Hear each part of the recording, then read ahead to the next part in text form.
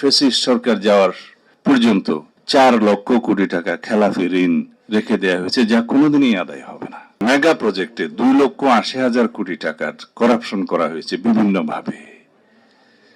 তিনি বলেছেন যে সমস্ত রাজনৈতিক বিবেচনায় ঋণ দেয়া হয়েছে ব্যাংকিং সেক্টর থেকে, যেগুলো আর উদ্ধার হয়নি, তা দিয়ে 24টি পদ্মা সেতু করা যেত। এবং বলেছেন সেই ফ্যাসিস্ট সরকার যাওয়ার পর্যন্ত 4 লক্ষ কোটি টাকা খেলাফি ঋণ রেখে দেওয়া হয়েছে, যা কোনোদিনই আদায় হবে না। এটার পরিমাণ বাস্তব পক্ষে আরো বেশি। আর যেটা সাইফুল ভাই আমার মনে হয় পরিসংখ্যানটা ওই সময় বলার সময় একটু অমনোযোগী ছিলেন, সেটা খুব সম্ভবত $234 বিলিয়ন হবে, যেটা পাচার হয়েছে। উনি ওইভাবে লিখেছেন, তবে বাংলাটায় আমি বলি, উনি যেভাবে লিখেছেন যে প্রতি বছর 2 লক্ষ কোটি টাকা করে পাচার হয়েছে, যার 15 বছরের পরিমাণ দাঁড়ায় 29,25,000 কোটি টাকার মতো।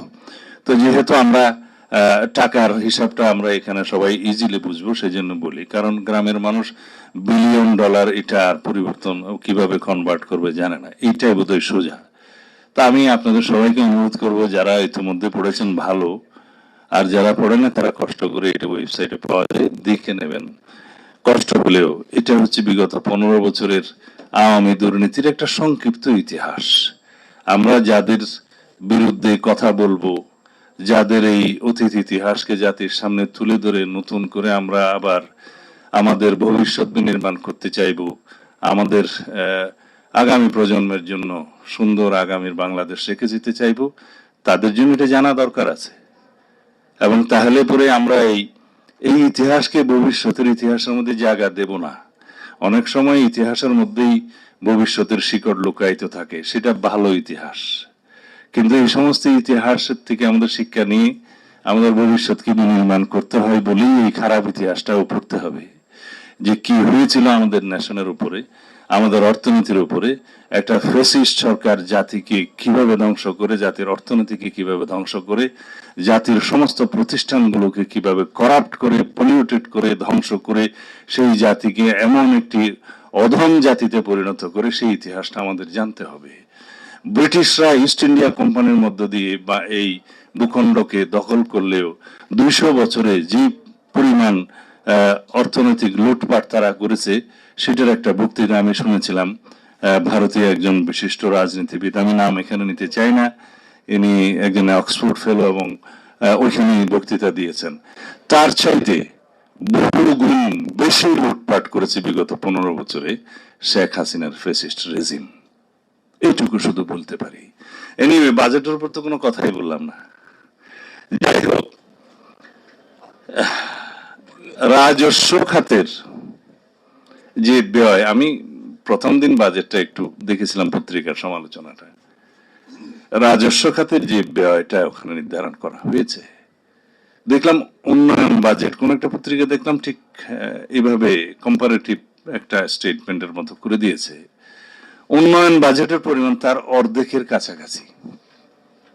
তো যে সমস্ত রাষ্ট্রে রাজস্ব খরচের পরিমাণ উন্নয়ন বাজেটের চাইতে ডবল, সেই জায়গায় উন্নয়ন কিভাবে হবে নিশ্চয়ই প্রশ্নবিদ্ধ।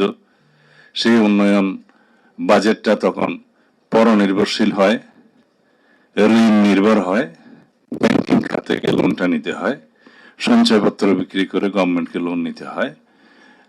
এটা বলা হয় banking and non banking financial সেক্টরের উপরে ডিপেন্ডেন্ট একটা বাজেট হয় এবং ফরেন লোন নির্ভর হয়। এই নির্ভরতা আমরা যতদিন কমাতে না পারবো, কাটাতে না পারবো, ততদিন পর্যন্ত আমাদের নিজস্ব অর্থনীতির উপরে ভিত্তি করে উন্নয়ন বাজেট প্রণয়নের আমাদের প্রচেষ্টা সফল হবে না। এটার জন্য আমাদের কমিটমেন্ট লাগবে এবং অর্থনীতির শক্ত ভিত্তি রচনার জন্য আয়কর সেক্টরে, রাজস্ব আহরণের সেক্টরে আমাদেরকে খুব বেশি অনেস্টি বজায় রাখতে হবে। এর বেশি বললে বোধহয় আমার সমালোচনা হবে।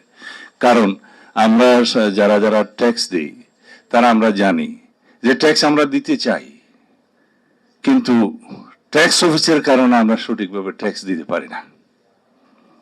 এর বেশি বোধহয় খোলাসা করলে অসুবিধা হবে।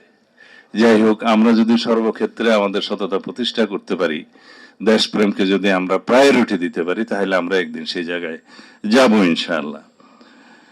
আর নাটা জেলি আর পানীয়র এক অসম কম্বিনেশন ড্রিঙ্কো। চিল থাকতে চান? ড্রিঙ্কো চা বান।